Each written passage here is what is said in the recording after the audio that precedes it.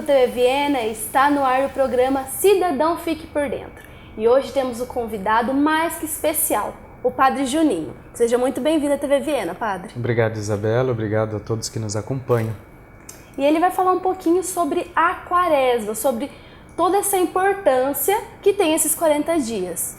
Isso mesmo. A Quaresma é um tempo extremamente favorável para o cristão, para a igreja, porque é um tempo em que somos chamados a nos convidar de modo próximo para celebrar a grande festa da Páscoa, o centro da nossa fé cristã. A Páscoa ela encontra o seu ápice na celebração da morte e ressurreição do Senhor. A Quaresma, 40 dias que antecede esse momento importante na vida da igreja, é um momento para preparar o nosso coração, a nossa vida, para poder celebrar bem, para que a Páscoa não seja apenas uma data comemorativa, mas seja de fato um marco na vida do cristão.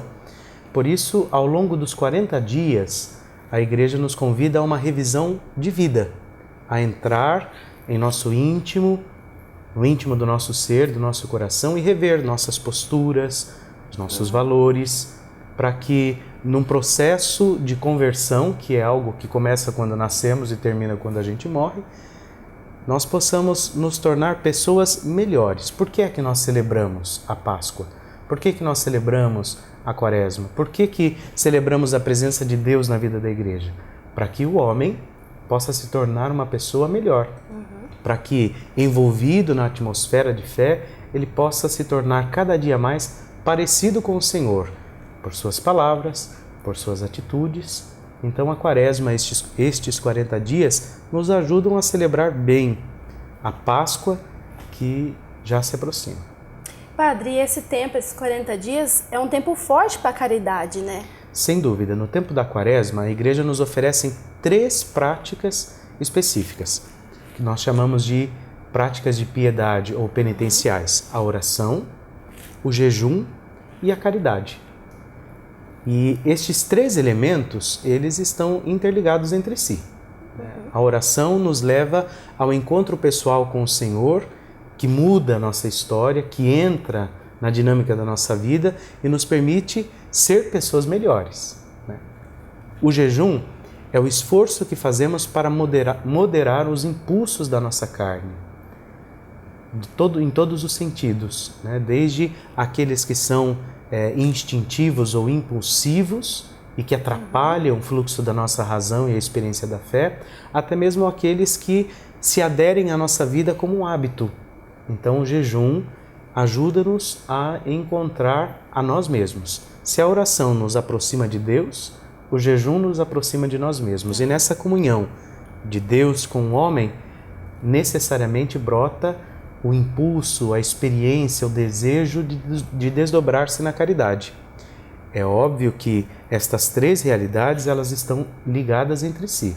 Não pode haver um verdadeiro jejum se eu não estou na intimidade com Deus. E também não existe verdadeira caridade se o meu jejum não for fruto de um encontro pessoal com Deus. Aliás, a caridade ela é fruto da oração e do jejum.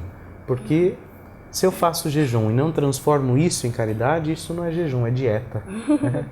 É qualquer outra coisa. E Padre, depois desses 40 dias temos também a Sexta-feira Santa, né? Que tem aquela tradição de não comer carne na Sexta-feira Santa. O porquê disso?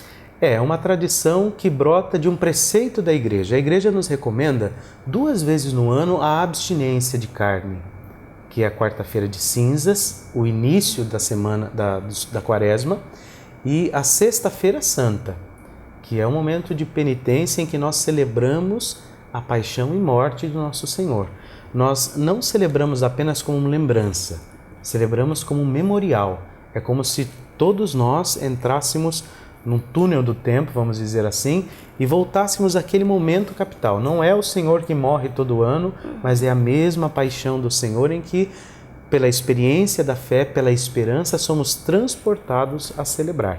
Então, estes 2 dias são os dias de preceito, mas popularmente muitas pessoas acabam estendendo isso mediante ao desejo de penitenciar-se, ao desejo de fazer desta mortificação um encontro mais propício com o Senhor. Então tem gente que ao longo da quaresma se abstém de várias outras coisas, né? De refrigerante, não come chocolate. Os vícios, né? Exatamente. Moderam os vícios para poder assim dar espaço no corpo, no coração, na alma, para que o Senhor possa ser maior.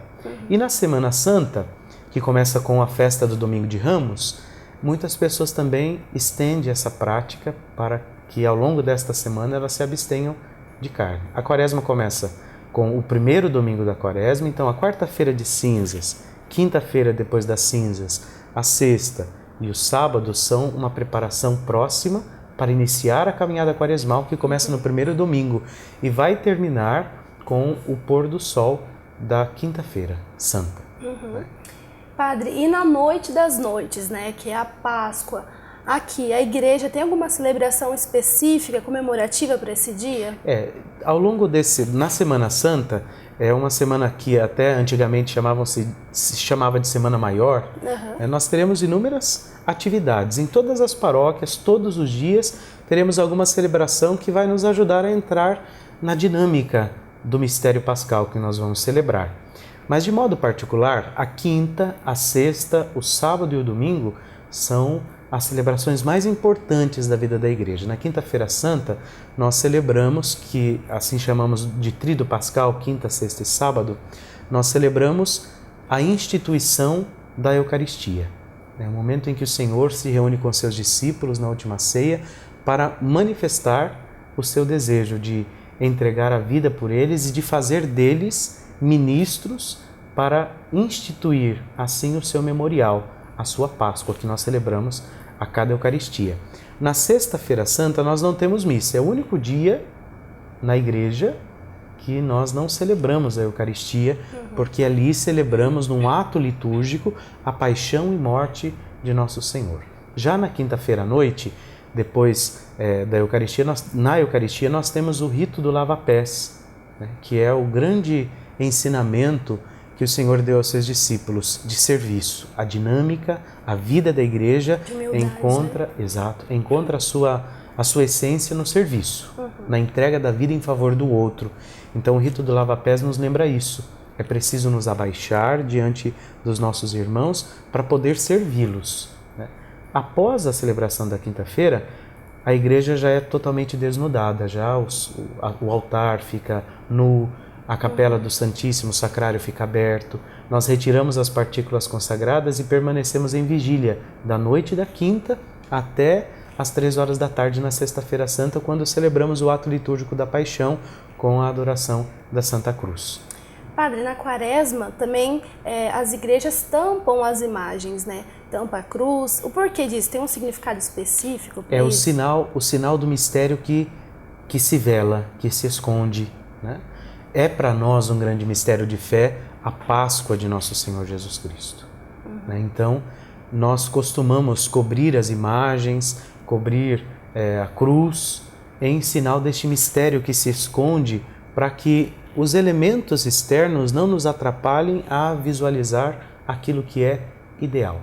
Né? A partir da noite do quarto domingo da quaresma, nós velamos as imagens para que nada que seja exterior, e às vezes a gente pode até perceber que nas igrejas já não existem flores, não existe nada que possa chamar a nossa atenção e desviar-nos do centro do mistério, que é a Páscoa de Jesus. E estas imagens que ficaram cobertas em sinal de luto, de reparação, em sinal de recolhimento, na grande noite do sábado, o sábado santo também conhecido como sábado de aleluia, porque ao longo da quaresma nós não cantamos o aleluia, e se entoa no sábado com festa, com louvor, o canto do aleluia, por conta da ressurreição.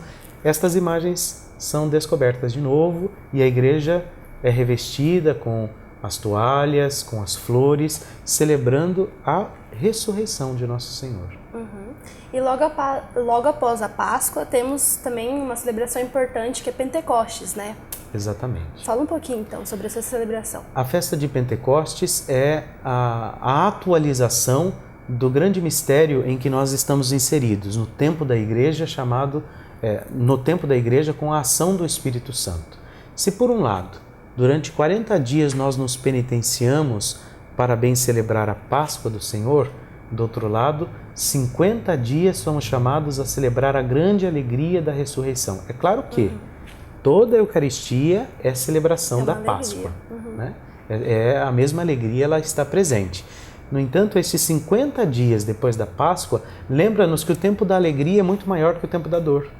E este tempo da alegria se atualiza na vida do cristão à medida em que nós nos abrimos à ação de Deus na pessoa do seu Espírito, o prometido. Jesus prometeu aos seus discípulos que enviaria sobre eles um Consolador, o Paráclito, aquele que nos defenderia e que com a sua ação em nós nos levaria a lugares mais distantes. Então celebramos depois da Páscoa, 50 dias depois da Páscoa, a grande festa de Pentecostes, que é a inauguração do tempo da Igreja, a manifestação pública da Igreja que nasceu lá no Calvário, no lado aberto de Jesus na cruz, é manifestada publicamente com a vinda do Espírito Santo, que faz de cada fiel um templo, um lugar de encontro com o Senhor.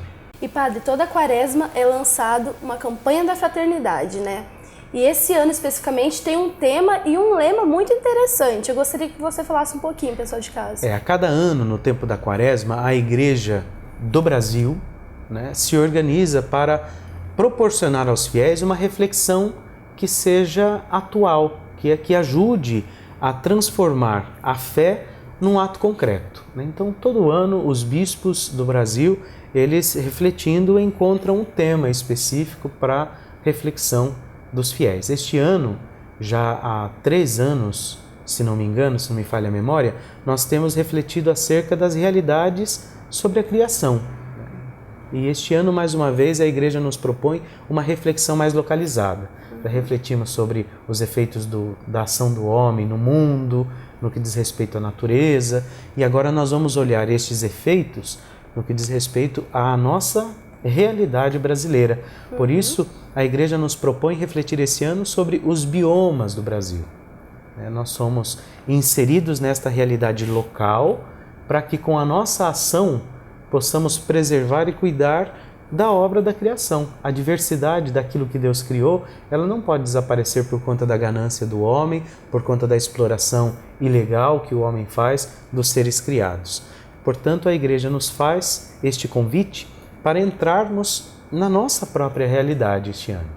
Olhar para a nossa natureza, para a diversidade que existe no Brasil, de fauna e de flora, para que com a nossa ação possamos nos tornar também colaboradores da obra. Conscientizar, né? Como Deus fez, né? Deus criou todas as coisas e deu a Adão, disse a Adão, olha, dominai sobre todos os seres da terra.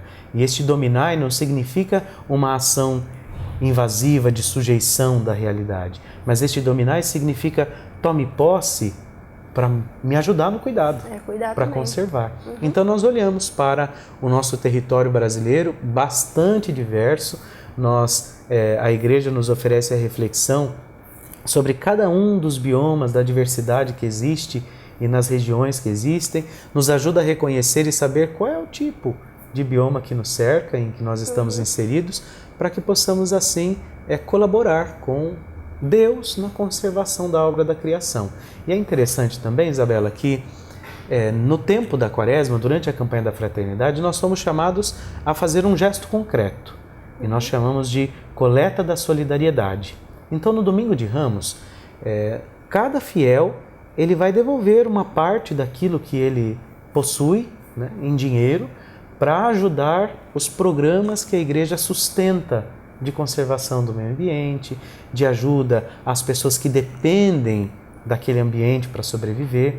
Então, parte desta coleta que nós fazemos no Domingo de Ramos, ela é destinada para os trabalhos locais, para sustentar os projetos que existem aqui na diocese, na nossa região, e também em âmbito nacional.